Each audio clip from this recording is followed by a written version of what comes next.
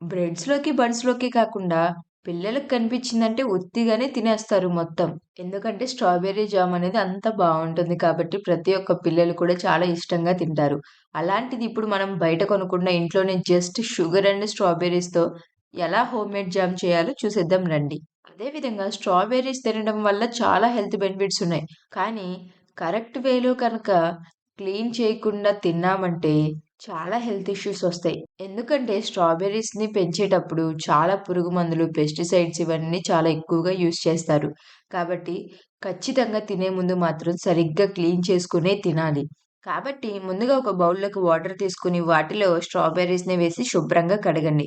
ఆ తర్వాత ఆ నీటిని పారబోసి మళ్ళీ ఇంకొక బౌల్‌లోకి వాటర్ తీసుకొని కొంచెం బేకింగ్ సోడా అండ్ కొంచెం ఉప్పుని యాడ్ చేసి వాటిల్లో స్ట్రాబెర్రీస్‌ని 10-15 నిమిషాల వరకైతే అలాగే కదలకుండా ఉంచండి. మీ దగ్గర బేకింగ్ సోడా లేదు అనుకుంటే వెనిగర్‌తో అయినా సరే క్లీన్ చేసుకోవచ్చు. ఇలా గనక బేకింగ్ సోడా లేదంటే వెనిగర్‌తో గనక వాష్ చేస్తే పెస్టిసైడ్స్ అనేవి రెడ్యూస్ అవుతాయి.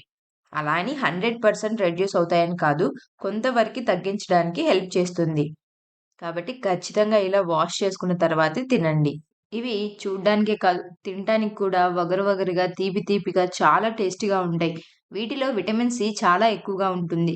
ఇది మనకు రోగనిరోధక శక్తిని పెంచడంలో, అలాగే చర్మాన్ని ఆరోగ్యంగా ఉంచడంలో, గాయాలు త్వరగా మానడంలో చాలా హెల్ప్ అవుతుంది.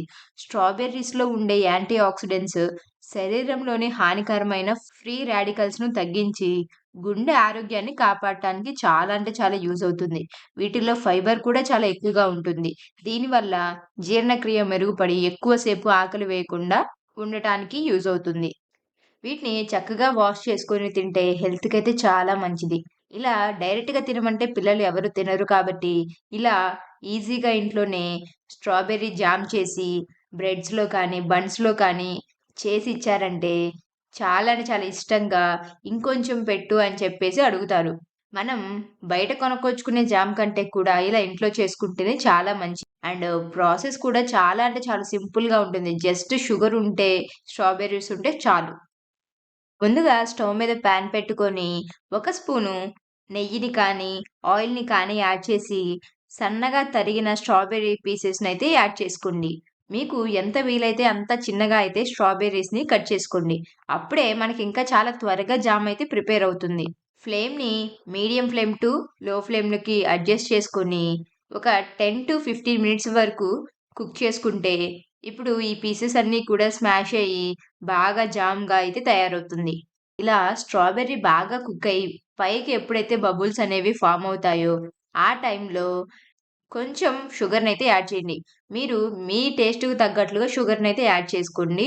ఇలా షుగర్‌ని యాడ్ చేసిన తర్వాత చూడండి చక్కగా జామ్ అయితే చిన్న చిన్నగా రెడీ అవుతుంది.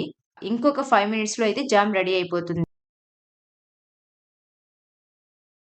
ఇదిగో ఇక్కడ వీడియోలో చూయించినట్లు విధంగా జామ్ టెక్స్చర్ అనేది ఉంటే మనకి tasty and easy quick strawberry jam అయితే రెడీ. దీనిలో ఎటువంటి ప్రిజర్వేటివ్స్ గాని, ఎటువంటివి ఏమి యూజ్ చేయకుండా చాలా సింపుల్‌గా హోమ్‌మేడ్ జామ్ అయితే ప్రిపేర్ చేసుకొని, ఫ్రిడ్జ్‌లో పెట్టుకొని ఒక 10 డేస్, 20 డేస్ వరకైతే యూజ్ చేసుకోవచ్చు. మనం 1 కేజీ, హాఫ్ కేజీ స్ట్రాబెర్రీస్ ఉన్నప్పుడే కాకుండా, జస్ట్ మన ఇంట్లో 3, 4 స్ట్రాబెర్రీస్ ఉన్నా కూడా ఈజీగా ఇన్‌స్టాంట్‌గా జామ్ అయితే చేసుకోవచ్చు. కాబట్టి మీ అందరికీ స్మాల్ రిక్వెస్ట్ అండి. మన వీడియోస్ చూస్తున్న ప్రతి ఒక్కరు కూడా సబ్స్క్రైబ్ చేసుకొని, మీ ఫ్రెండ్స్ అండ్ ఫ్యామిలీస్‌కి కూడా వీడియోస్ షేర్ చేసి, లైక్ చేసి మీకెలా వచ్చిందో కూడా కింద కామెంట్ చేసి చెప్పండి. Thanks for watching.